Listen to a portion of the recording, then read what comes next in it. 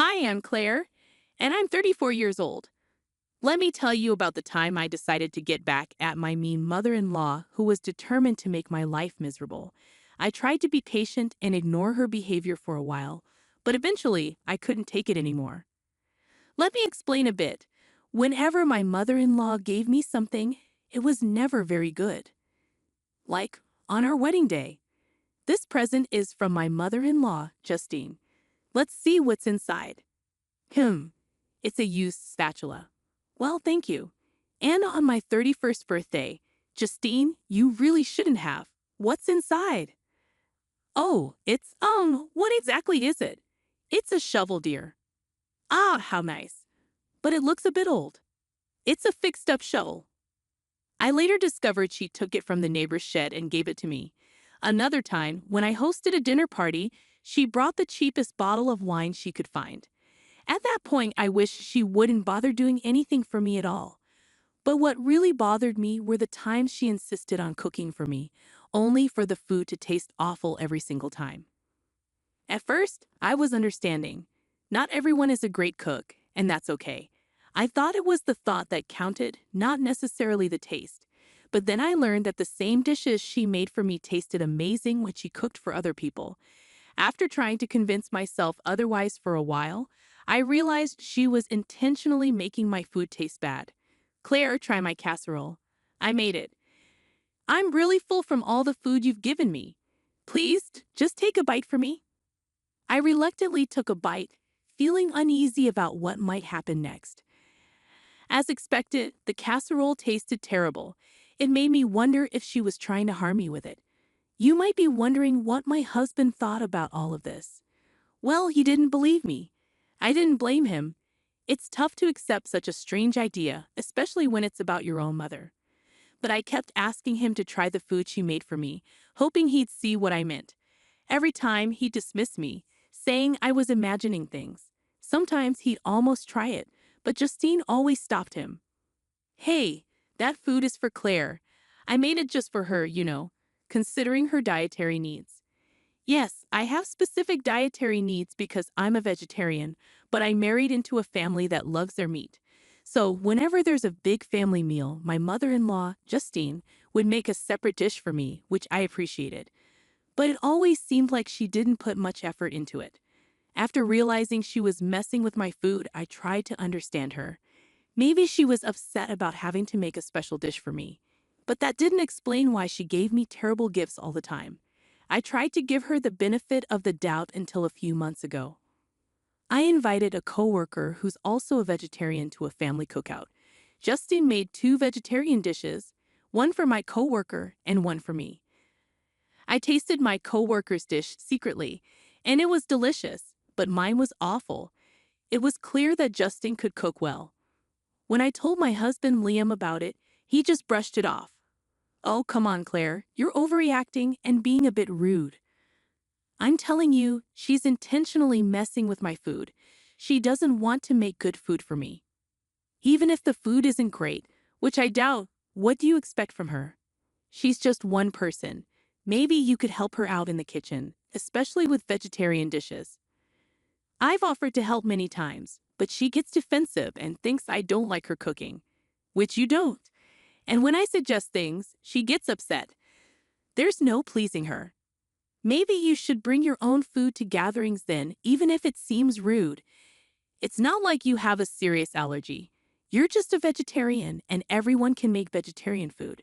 But remember Lucy, your coworker? She was nice. Yeah, Lucy's food was great, even the vegetarian dishes. They both took a moment to think about everything. Liam sat down on the bed, thinking deeply. Well, say something, Claire urged. Look, you're my wife, and I love you. I want to trust you, but I think you might be imagining things. I understand that my mom can be odd with gifts, but sabotaging your food, that's really messed up and dangerous, isn't it? Exactly. One time, I swear I smelled bleach in my food. I had to make an excuse to go to the bathroom so I wouldn't have to eat it. Claire, maybe because you and my mom don't get along, you're seeing her differently than the rest of us. She's a fantastic cook. I agree. After trying Lucy's food tonight, I'm sure she can cook well, but for some reason, she doesn't put in the effort with me. Enough! I won't let you talk badly about my mom anymore. She's a great cook. You're imagining things. I was frustrated. How many times did I have to convince him I was telling the truth? I decided to prove it. I waited for the next family gathering to make my move. About a month later, my mother-in-law called. I'm good, thank you. How about you? Oh, I'm excited. We're having another family gathering this weekend to celebrate Uncle JJ's return from France. Can you and Liam make it? Of course, Justine. We wouldn't miss it. Oh, that's great. Uncle JJ prefers simple things, even though he's from France. So we're keeping it casual with sliders and sandwiches. You can even bring your coworker friend again. She was lovely. Unfortunately, she can't make it this time, but Liam and I will be there. Oh, that's too bad. But I'm glad you both can come. Oh, one more thing before I forget. I've decided to get you some special plates to make it easier to separate vegetarian and non-vegetarian dishes. They're beautiful navy blue plates. No problem, Justine. Thank you. Okay, see you soon. After hanging up, I couldn't help but feel uneasy. Normally, different plates wouldn't bother me, but knowing what I knew about her, I realized it was just another way for her to make me feel isolated from everyone else. Everyone else in the family always enjoys their meals, but mine are always terrible. So when I complain, I look picky and fussy. But that's not true. There are rumors going around that I'm just being difficult, and I wish I could prove them wrong by sharing my food. But Justine always stops me and gets upset if I don't eat what she made. Sometimes I manage to avoid eating it, but usually I have to force it down quickly to avoid tasting it. Whenever I visit, I dread it and can't wait to leave and make my own food. But this weekend was different. I was excited because I had a plan to show everyone that I wasn't making things up. I had real concerns and everyone needed to see that. The weekend came and Liam and I brought our coleslaw to the barbecue. There was so much meat everywhere. Even the meat lovers thought it was too much. Despite my initial worries, the party was going well. I was enjoying chatting with my in-laws and playing with my nieces and nephews. But when Justine called us to the dining table, my stomach churned with dread. I forced myself to smile and sit next to Liam. You see, Claire, everyone's having fun. Why can't you relax? Mom put a lot of effort into this. Maybe if you had a better attitude, you'd enjoy the food. I was tired of Liam's lectures. He had no idea what it was like dealing with his mom's awful cooking. But I had a plan. Justine brought out the food, and my plate, as promised, was navy blue. It stood out among the white plates on the table, but I didn't care. I was ready for my revenge. As everyone sat down to eat and grace was said, I suddenly exclaimed, "Oh my goodness, is that a snake?" People were startled and chaos ensued. The kids got excited and wanted to see the snake, while the adults sprang into action, with the women leading the children inside and the men cautiously checking out where I pointed. While everyone was distracted, I followed behind the women, glancing back at the dinner table. Luckily, all the food looked similar, so it was hard to tell which plate was which. That's why my mother-in-law made a special plate for me, so she could tell which one had the bad food. As people started to come back from checking for the snake, I quickly swapped the sandwiches from my plate and Liam's. Just as Justine was coming back outside, Liam told her it was a false alarm and the snake was gone. As everyone returned to their seats, there was a sense of excitement in the air, despite the false alarm. People enjoyed the rush of adrenaline, even the elders. They settled back into their seats, and I apologized, saying, "Sorry, everyone. I must have misjudged the ground. Please excuse the disturbance." Everyone took it well, not too bothered by the interruption. "No problem, dear. It's better to be safe than sorry," someone replied, and everyone seemed to enjoy the little thrill of the snake scare. The mood shifted when Liam took a bite of what he thought was his sandwich, but it turned out to be my vegetarian one. "It's wild," he said before biting into it. Suddenly, he stopped and everyone's attention turned to him. He gagged and spat out the sandwich. "Ew, this is awful." "Liam, that's so rude," Justine scolded him. "I put so much effort into these dishes. Justine protested as everyone began to eat their food, enjoying the delicious flavors. They started questioning Liam about his reaction. Even Uncle JJ, who usually stayed quiet, said it tasted fine to him. I don't know, guys. The food just tasted weird to me for a moment. Sorry, Mom. I didn't mean to be rude. Maybe it's a new recipe. Let me try again. Liam attempted to take another bite, but he started gagging before it reached his mouth. Justine was getting flustered and complained about Liam's rudeness. Mom, I'm sorry, but I can't eat this. There's something wrong with it. Except it's not, I added, and everyone looked at me, surprised by my statement. It was then that Liam noticed I hadn't touched my food.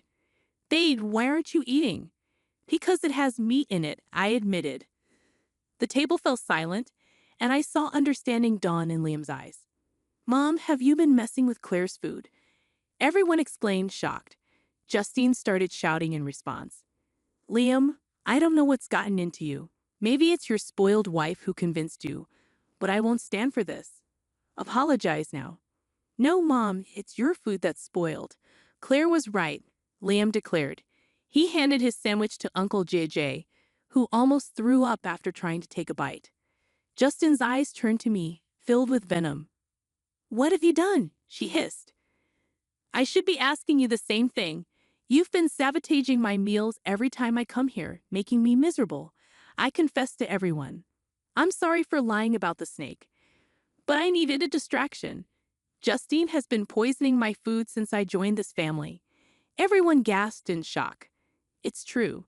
I suspected it for a while, and I know I might have seemed picky, but try Justine's sandwich if you can stomach it, I urged.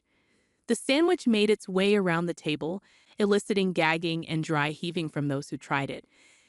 They advised the elderly and children not to eat it, and one person even considered going to the hospital due to the smell. Your move, Justine, I challenged. Okay, you got me. I was sabotaging your food, Justine confessed. Why would you do that? Because she hates me. She's always had it out for me since day one, Justine shouted. Liam suddenly looked ill. He vomited all over the grass and collapsed onto the patio sofa. Mom, what did you put in that sandwich? Liam asked weakly. Liam, Oh God, are you okay?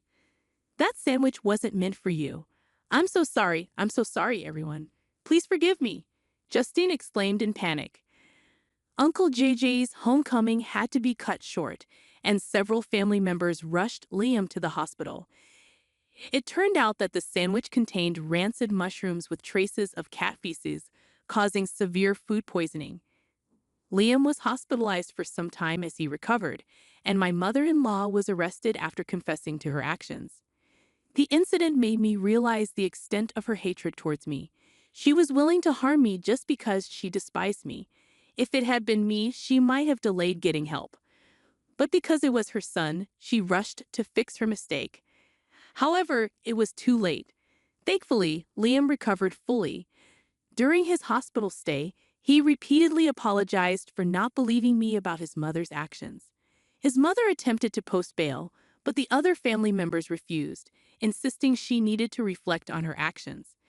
Visitors informed me of her remorse and realization of her mistakes after seeing her son suffer. However, I couldn't accept her apology. It took seeing her son in pain for her to acknowledge her wrongdoing. For years, she never considered the harm she was causing. Who knows what else she put in my food? I endured it in silence, often getting sick and missing work to recover. After sharing this with my husband, he felt even more sympathetic towards me and promised to always believe me. I'm relieved I could impart 2 lessons.